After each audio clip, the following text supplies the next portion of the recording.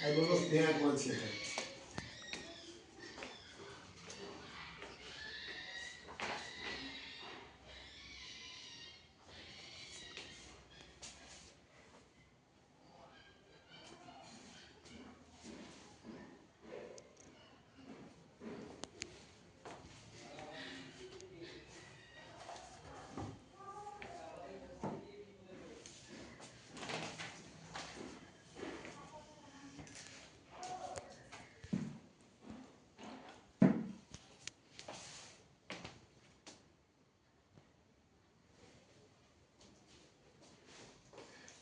আমি এখন চাকদা বিজ্ঞান ও সাংস্কৃতিক সংস্থার ঘরেই বসে আছি।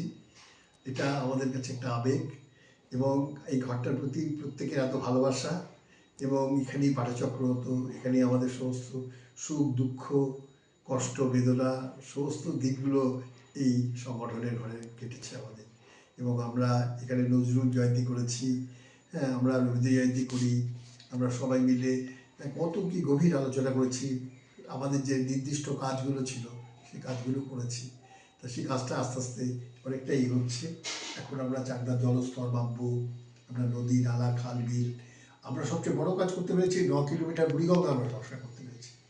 সুতরাং এই সংগঠন আস্তে আস্তে এগিয়ে যাবে, অনেকে ঈর্ষার কারণ হয়ে যাচ্ছি আমরা, এইটুকু ব্যাস।